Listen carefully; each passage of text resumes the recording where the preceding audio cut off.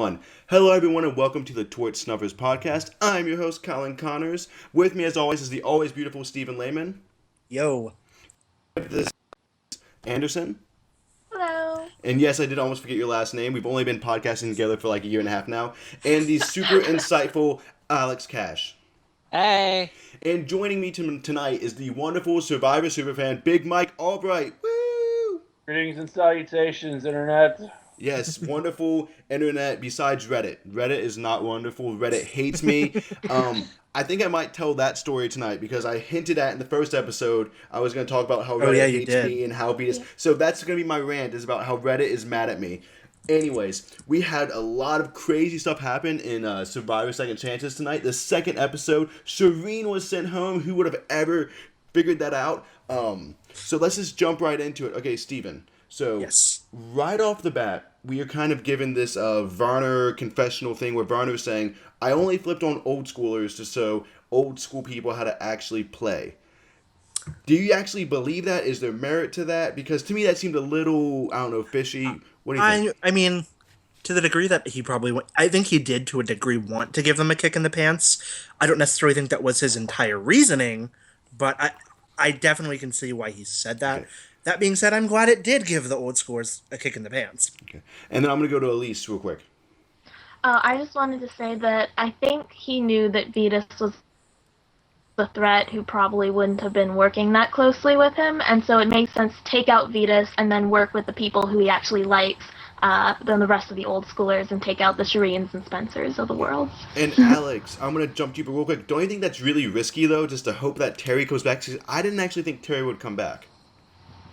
Come back what? Like to come and work with him still and still trust him. Well, it was a kind of thing where since they went to tribal council immediately after the challenge, that there was a moment that we didn't see on the show when Jeff Varner asked PG, "Are you voting the same way that you said you would on the beach earlier today?" So that is a good setup to make it look like he was just voting with them to avoid a tie and make it 6-4. And so if it was just something that happened in the moment and it was confusing and this won't happen again, that is a much better platform to try to build trust on after having betrayed someone than just like, oh yeah, sorry about that alliance I said we had. So do you think, and Mike, I want to throw this to you, do you think that actually is going to play off? Because my thing was, I assumed Varner was going to last a little longer, but to me, he's going to paint a giant target on himself with the flipping back and forth. He's almost like a Tony, in a way. Well, you saw what happened with Tony, though. Flipping around can be advantageous to your game. I like it a lot because he's not putting all of his eggs in one basket, and I think that's very smart to pitch the sides against each other, and if he has a strong core there that flipped with him, and there were consistent people that voted episode 1 and 2, so I think he's in a good position. He's going to be a threat just because he was probably somebody that everyone overlooked, but he was the first schemer aside from the people in the first season. In Australia, everyone was so nice, and Varner was trying to make Tina throw up in that challenge. So he's been doing this stuff forever, and he's just been sitting there waiting to get back here, so he's amazing. I love watching him.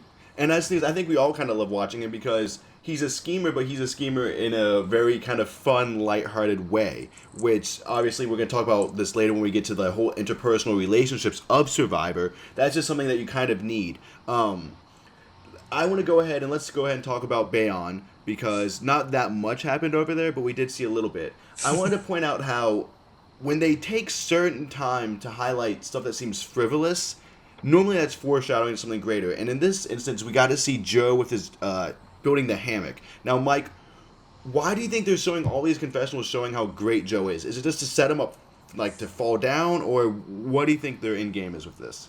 It's either a hero edit or a merge, pre-merge, right after merge demise. I think I don't know what happens, but it's either one of the two things. Either does really well or he gets blown up like Fishback says right at the merge.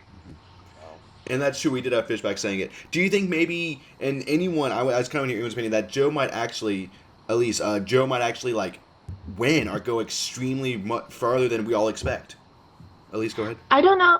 I don't know if he'd win, but I think the fact that we got that confessional from Steven is a lot different than if we had got it from someone like Savage or Jeremy or someone who we've seen to be in some power.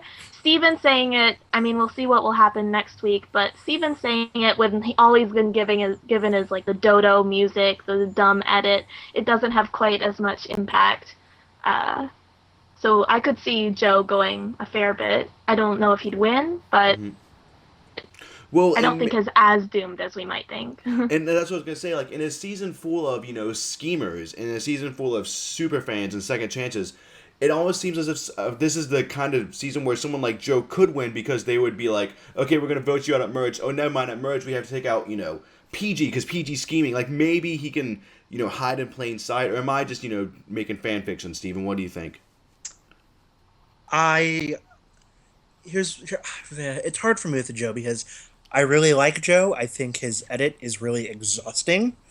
And I don't want to blame him for that, but I think he could definitely get far. I don't see him winning though, because I feel like his edit is a little too one note for now. It's like, look at Joe. Joe is great. Joe does this. Joe does that, and that's the depth of his edit. I don't see him winning. I definitely see him making it far. I just don't see him winning though with an edit like that. I think he needs to be a little more well-rounded and shown as something more than, oh, he's just this nice guy who's great at island life and we all love him. So yeah, you're kind of going in with the whole he's just being built up to be voted out at merge. Which, I mean, that's how he was last season. And in a player like Joe, it's very hard to kind of overcome that obstacle. Let's stay on the tribe. And then, Mike, I think you and Steven had similar things you want to talk about with Savage. Savage is, Steven is always playing this game. That's bad. His kind of mantra for that? Yeah, for sure. Everyone's having this emotional moment after Andrew talks about his family, and everyone's feeling that. And the one person that has this divergent opinion is Steven, and he just can't turn off the game bot. Like here, people are actually having an emotional time. This is maybe why you got demolished in token sheets. Like maybe Jeremy isn't looking for an idol. Maybe he's thinking about Val, and we found out. I didn't even know that Val's pregnant. He's thinking about his kid, and he already has kids. So it's another. I think there's kids already. Mm-hmm. I think I feel bad. I think there's a kid also. I think he has 2 daughters thus far, and Val's so it's a third kid. So it's not even the first kid, but he's having an emotional reaction. In society, it's hard for guys to even do that. I mean, that's why Jeremy couldn't even do it in front of the other people. And Steven's immediate reaction was, "Is he looking for an idol?" It's like. And what's funny about all this, I would say, is that Steven Fishback didn't really like Savage's commentary, and our Steven didn't like Savage's commentary. So, Steven, I'm going to give you a little bit of a soapbox because you don't like Savage, and I want to give you some time to kind of explain it, and I want you to explain first why you don't really like him, and then also where you think his game's going to go, because I trust your analytical side of it. Okay, so I don't think Savage is an implicitly bad person. I wasn't crazy about him in Pro Islands, and I thought he would maybe tone down the, I don't want to say the leadership, but tone down the sort of like, he's like the star quarterback of the team, who's sort of like the captain. He's got to sort of be, not necessarily in control, but he's sort of leading the flow of the team, so to speak. And I think that my problem with that was, it's fine if you want to say like, Steven's like, being divergent and he's like being too much of a game bot. I think that analysis is fine.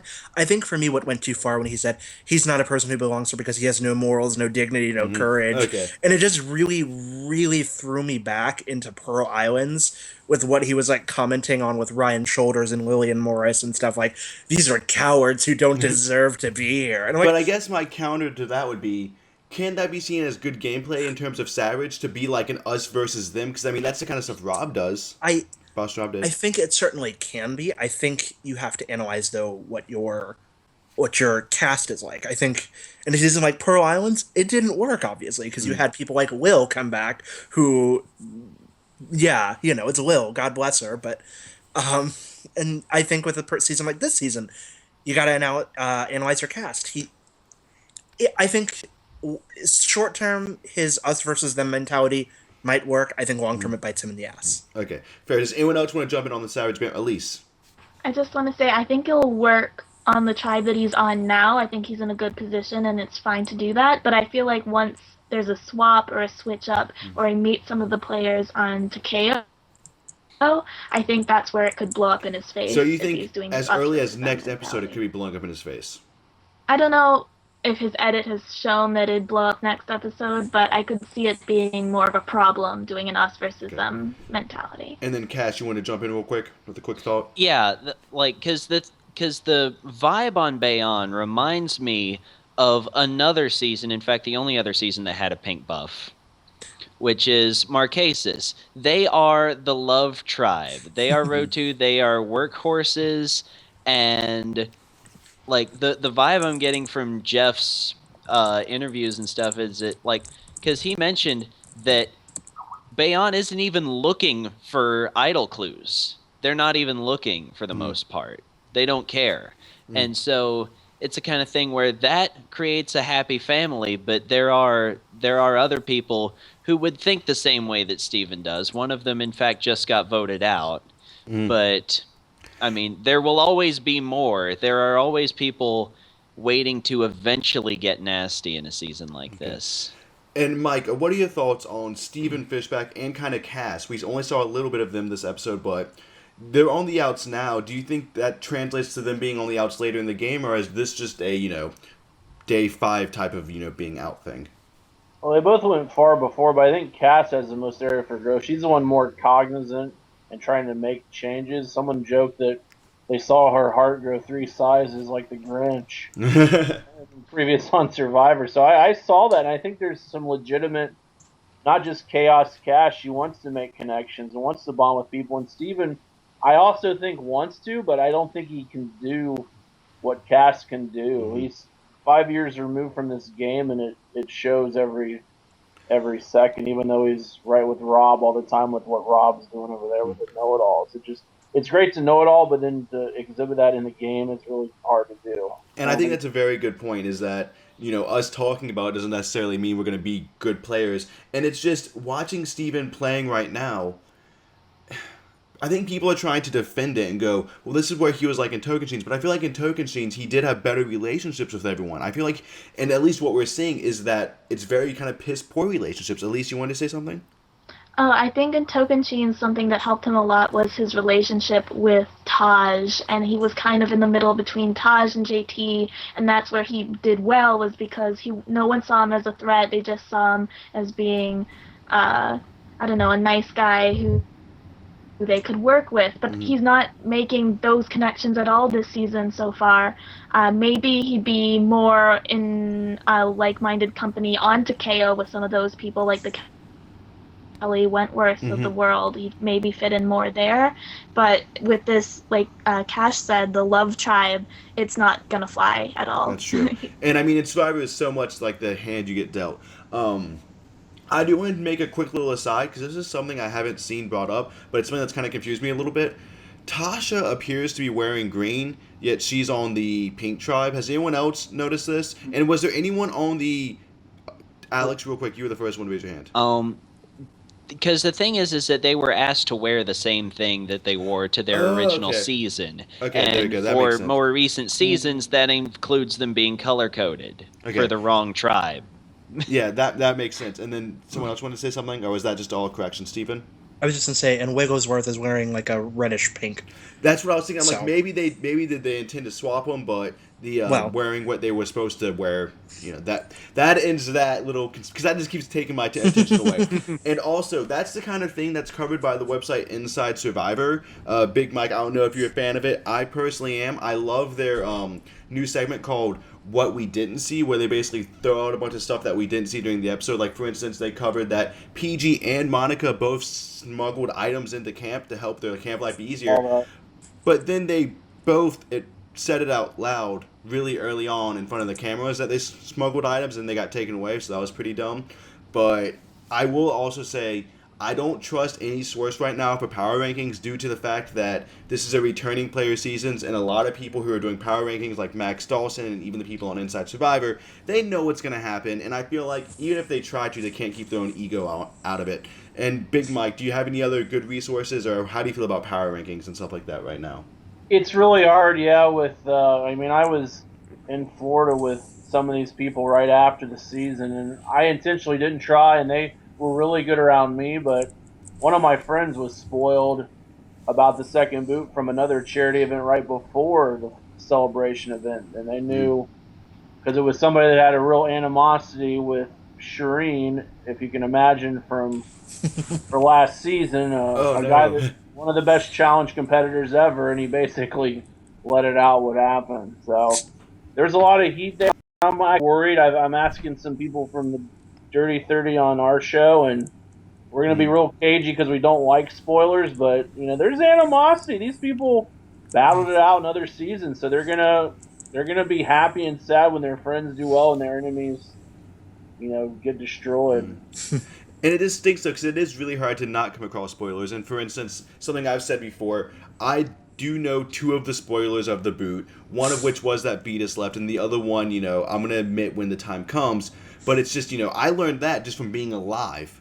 Steven's nodding his head and agreeing with me. Okay, so we had that little divide. Now let's talk about all the main action on Takio, whatever. So, okay, we have right off the bat Spencer and Abby talking to PG, and then Abby's just like, "What do you mean, PG? What's really going on?" And Elise, as a woman, can you help explain Abby's behavior and what the hell is going on in her mind? Because you can talk about anything she did this episode, because she was flip floppy, she was all over the place. What's going on with her? I have no idea. I don't. I think she is just struggling with the emotional aspect of the game. She keeps talking about how she's like, "I'm gonna be better. I'm gonna be like new Abby. I'm gonna control my emotions." When everyone still sees that she's obviously mad at PG for whatever that bracelet thing was. She's just a wild It was card, her power bracelet, and okay, Elise? yeah.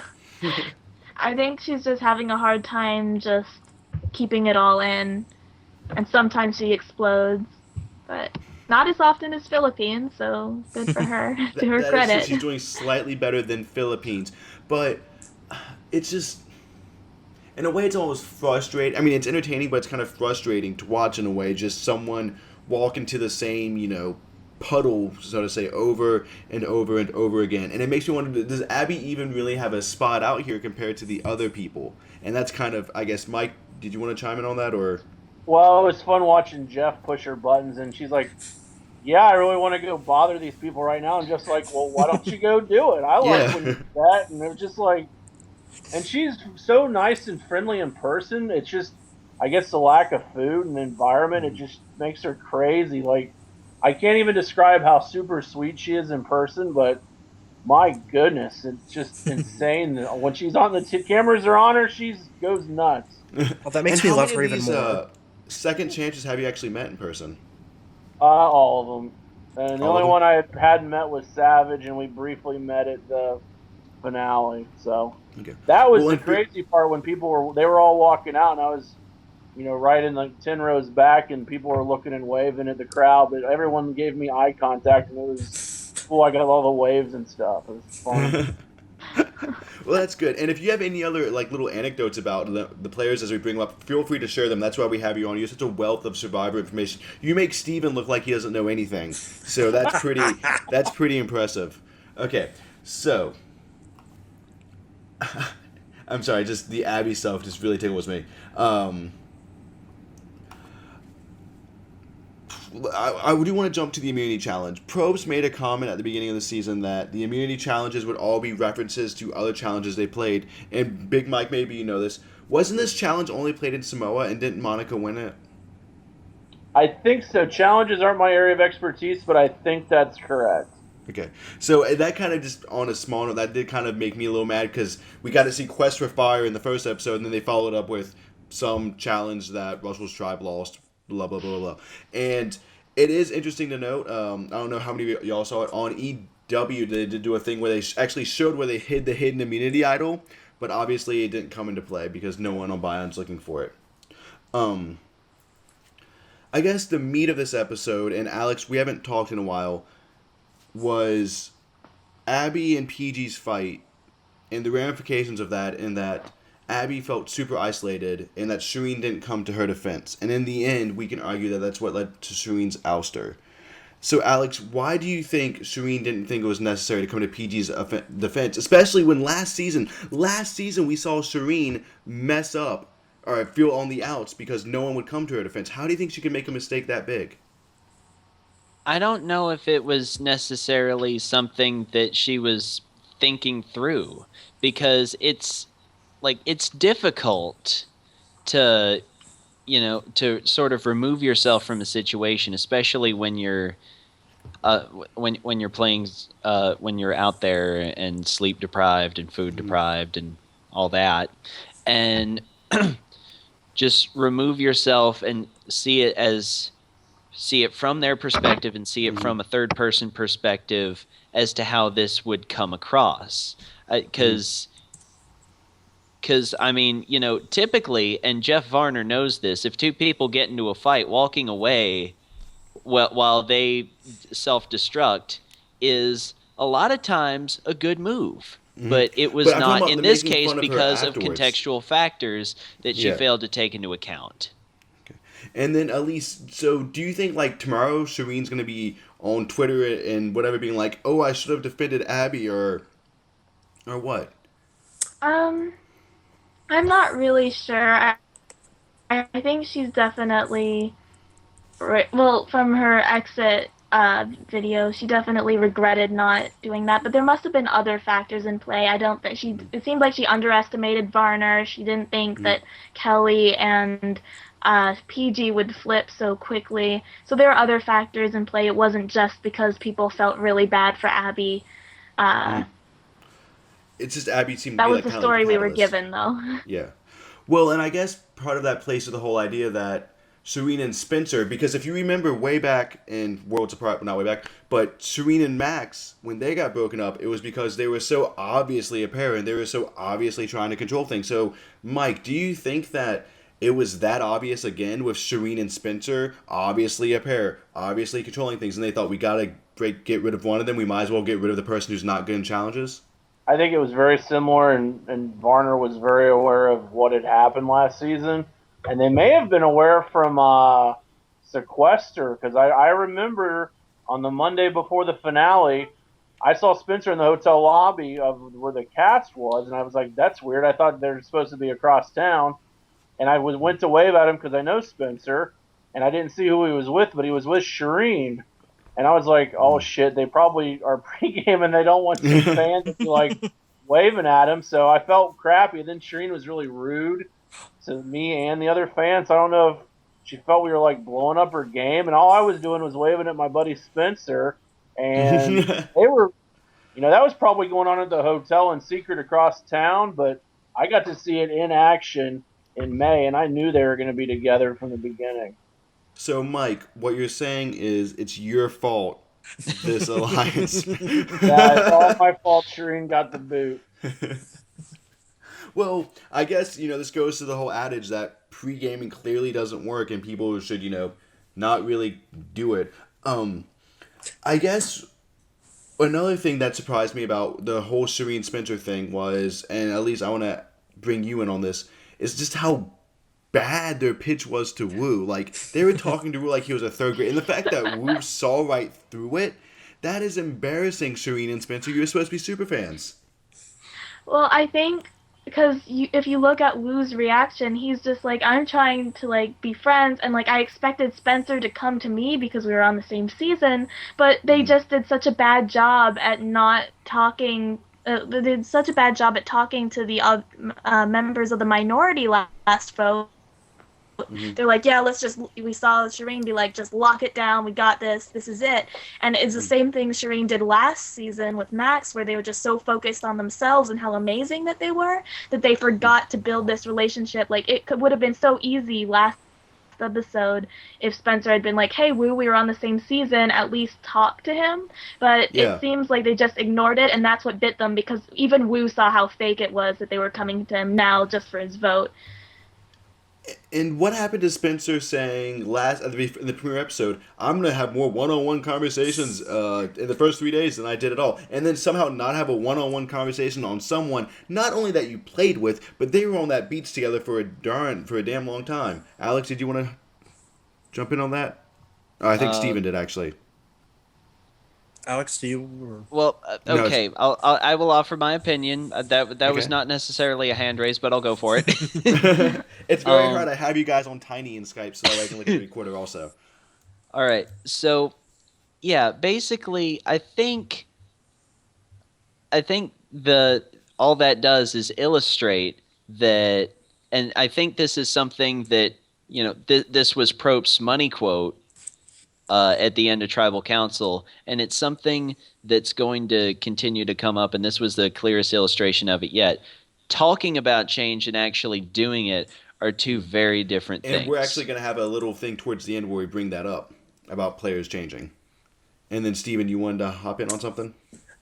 Just to sort of comment how there's been highlights that you need to change your game or that you're essentially going to get bit in the ass. We saw that with Terry this episode where he comforted Abby on a personal level. Mm-hmm. But for Spencer, like you said, to not talk to a guy he was on the same season with, for him and Shireen to not just make that pitch, I think it shows that Spencer isn't necessarily changing. Okay, well, yeah, I could see that. But okay, and real quick for those, Mike just brought up the fact that Wu was actually talking to Shireen, not necessarily Spencer, about the how petty it all sounded. But I do think the fact that they sort of lumped Spencer into that doesn't necessarily bode well for him, especially if you're looking at whether or not he's going to be a winner, because I think the theme of Second Chances is like who's going to not necessarily grow, but sort of do what they didn't do last time that they needed to win. And I think with Spencer saying that he wants to do one-on-ones and them highlighting that he hasn't necessarily done that, I just don't know how well that bodes for him. And I agree with you. Also, I do want to point out there were a fair amount of invisible contestants this episode. Now, we only have an hour, so I don't feel bad when a contestant goes invisible one time. Especially we saw Sandra in Heroes vs. Villains. Going invisible for an episode of 2 doesn't necessarily spell your demise, but it is always interesting to look at. Like, for instance, I believe Keith was invisible. Yep. Who is Monica? And Monica. Monica wasn't able to say what was best for Monica. Monica is my winner pick. Monica's your winner pick. My winner pick's already out, but it's okay. Keith is on my fantasy team. Keith and Wu and Kelly Wigglesworth. So I've got this, clearly. Big Mike just gave me a giant thumbs up. Kimmy was invisible as well, unfortunately. Kimmy was invisible. Who else did we have that was invisible? Do we know? Sierra, I believe. Sierra. For those of you who don't know, invisible means you didn't get a single confessional. Now, on Bayon, I kind of understand it because we saw 5 minutes of their tribe, which... to me, basically, I mean, we knew right off the bat Takio was going to Tribal Council. There was no... Mike, come on, did you think for a second that they weren't? I was hoping they would, but yeah. It became apparently obvious. So like I said, 1 invisible doesn't really mean anything. 3 invisibles, if Sierra is still invisible in episode 6, we know she's got no shot at, winning Survivor's Second Chances. Okay, so let's talk about... Elise, you want to say something? I think it doesn't bode well for Sierra that at the challenge she seemed to be in tears almost after seeing Vetus was voted out, and yet we didn't get any confessional or any reaction from her. She was just like, "Hey, I'll sit out. That's it." That could have been a big story arc moment for her, and it just didn't happen. You are completely right, because what's funny about that is I actually had to leave the room real quick, and I asked Steven why Sierra was upset, and Steven goes, "Oh, she's upset because she set out the challenge." So thank you, when it makes way more sense that she would be upset that Vetus was leaving. Now, Mike, it is assumed that Sierra and Vetus had a pregame. Can you confirm it? I can't confirm it, but I know Shane was talking about some 3 or 4 person deal, and it makes sense he'd be a part of that with those two and somebody else. So. Okay. And I mean, I don't really interact with Sierra and Vetus much, so it's hard to gauge, what they had going on or not, but I would assume they would have. And I mean, it's just one that makes sense. And yeah, Sierra being in tears and them not showing why. Very good point, Elise. You win the crown of the day. I'm putting it on your Skype head. She's wearing it. She gets the fishy.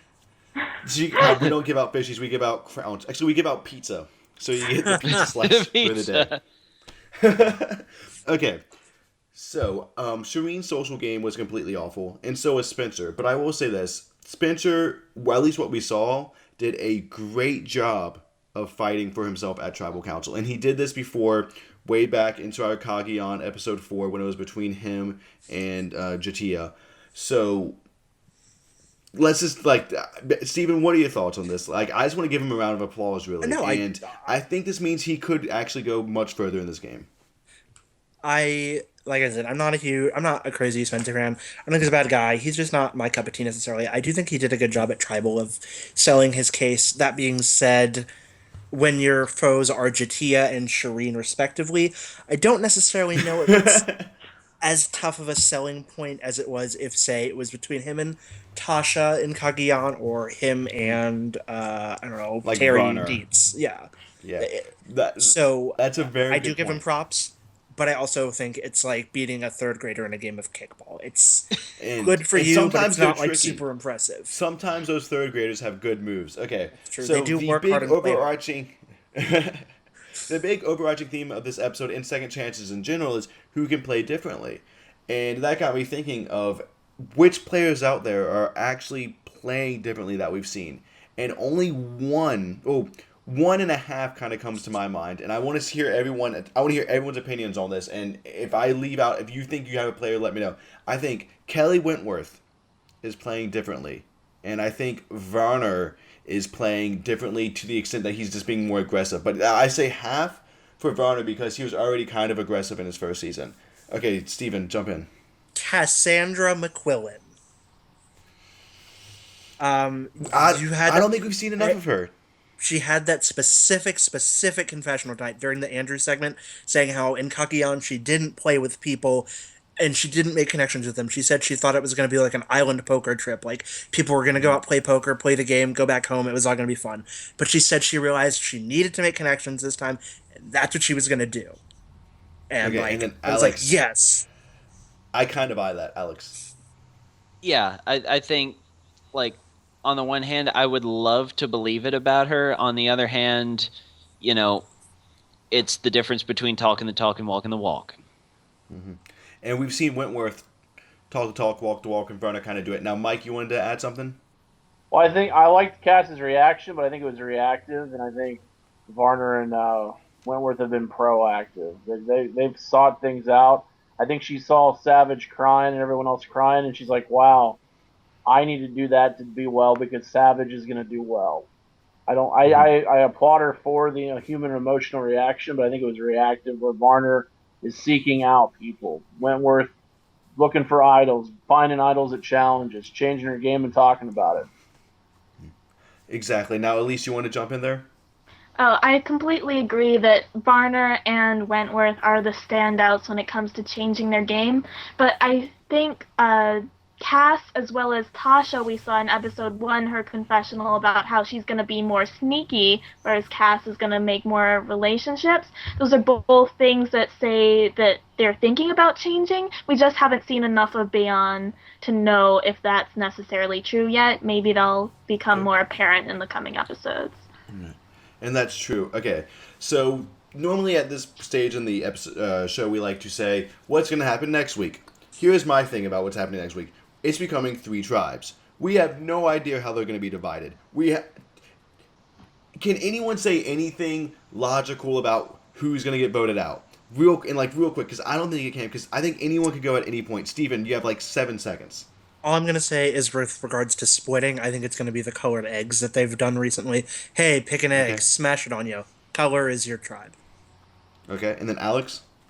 The thing I want to say is that just like in Worlds Apart, when there were a bunch of storylines that didn't necessarily make sense until the new tribes were revealed and divides were already being set in place that then manifested once the new tribes were set up, I think that might explain some of the things like Joe versus Steven that we've seen develop but not resolve just yet. Okay.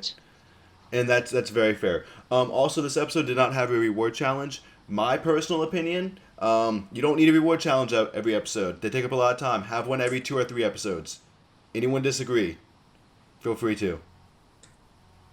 Wow. I feel really, really Survivor savvy because I hear I had a big Mike Allbright Survivor superfan go, you know what, Colin? Not bad. So I feel good. I'm giving myself a crown for tonight also. One to go on top Pizza. of my buff. A pizza crown. Okay.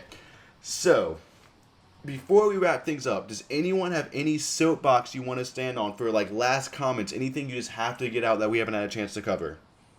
One Okay, thing Alex, I I want know to you have. Okay. One thing I want to say about the challenge, and this is something that was pointed out by Andy Baker on True Dork Times 1 or 2 seasons ago, is that the puzzle, the puzzle, they've been doing puzzles recently where the castaways see one side of it and the other side faces the camera, which allows for easier viewing of the puzzle. But there have been several instances now, this one being probably the worst, where the castaways don't notice which side is supposed to face them because there's like a little black border or something on the puzzle that indicates which way is supposed to face them. And if they Okay. had if Takeo had noticed that, they would not have had entirely half of the puzzle facing the wrong way. So I think it's the kind of thing where it was a nice idea, but they need to improve it or let it go. I do agree. Does anyone disagree? Elise might be like, no, I want the challenges to be harder. I want them to have rusty nails they run on top of. No, No, she just. oh no, I agree. Okay. So, with that being said, I want to thank everybody so much for joining us. I want to thank Elise, Alex, Steven, and our super special guest, Big Mike Allbright. Now, Big Mike hosts a show, Mike on the Mic. It's 7 p.m. on Thursdays. I believe you call in, but Mike, tell us more about it. Yeah, it's on the Rad Reality Network, and we just recap the show, and we usually have a Survivor guest. I will not be there tomorrow night because of a campus event. I work at a college. But my buddy Tony B is going to be guest hosting, and we have Dan Foley from Survivor Worlds Apart, and he's going to be there for about half an hour on his lunch break at the post office. It's pretty cool. He's committed to I doing did it. not know the post office was open that late, so He's a tech, I'm glad I so the know that. machines are always rolling at the post office. Ah, fair. But that sounds really exciting, and of course I'm going to post a link to that on the Facebook page and on the YouTube page, and I just want to thank you again for joining us, and I want to thank all you listeners out there for making this wonderful podcast possible, and with that, goodbye.